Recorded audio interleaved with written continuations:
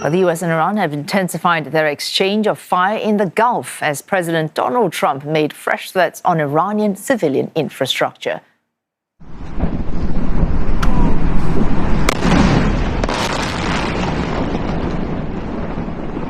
The US Central Command says it hit some 90 targets across Iran aimed at further degrading Tehran's ability to threaten the Strait of Hormuz. 3 tankers in the crucial waterway were struck this week. Tehran says the US strikes are causing a serious disruption to the reopening of Hormuz, which has seen increased traffic in the past 2 weeks. Iran state media also reporting a US airstrike near the Bushehr nuclear power plant. The IRNA news agency says the facility's perimeter and several other locations were hit. Meanwhile, Tehran confirms the resumption of strikes on American assets in Kuwait, Bahrain and Qatar. Jagruti Dave for CNN joins us live from Washington, D.C. Jagruti, again, we look to you to clarify the messages coming out of Washington. What are the intentions? What is the plan? Well, if you look at what's being said, US President Donald Trump at NATO said that it's over, referring to the ceasefire. But then afterwards, he made comments along the lines of Iran is very desperate to make a deal. Iran hasn't publicly confirmed its intention to resume negotiations. But crucially, both sides have not said that they are not going to negotiate any further publicly. So there is a small, albeit very small, glimmer of hope of the prospect of potential negotiations down the line.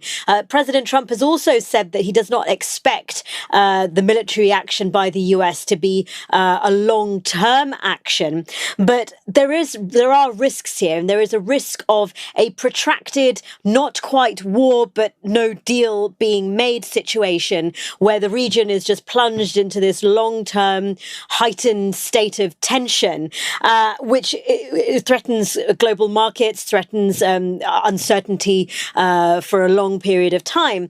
But then there's also the risk of potential miscalculation. For example, Iran could accidentally hit energy infrastructure in a Gulf region, something like that, which could then draw neighbors into a longer, protracted war. Mediators at the moment are just scrambling to try to stop escalations, and so negotiations do seem a way off until that happens.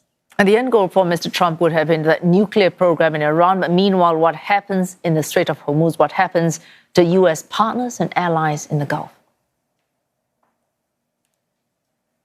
Well, as we're seeing, Wei-Su, the US has struck around 90 Iranian targets. Iran has responded by striking US military bases in Bahrain and Qatar, and the IRGC is saying that they're ready to expand their strikes to other American bases in the region.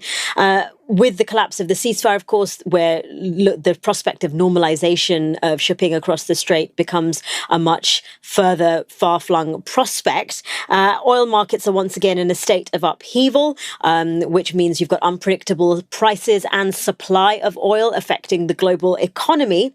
Interestingly, analysts are saying that even if a ceasefire is adopted again, even if negotiations happen, the Iranians are not going to let go of the leverage that they clearly have over the strait. So even if they come to some sort of agreement on that memorandum of understanding to uphold it, you've got issues like sea mines, damaged infrastructure, the prospect of tolls in the strait that are really going to complicate the situation further as obstacles to normalization of trade through the strait. And so what we're seeing really is a already precarious situation in the Middle East, having just become even more precarious.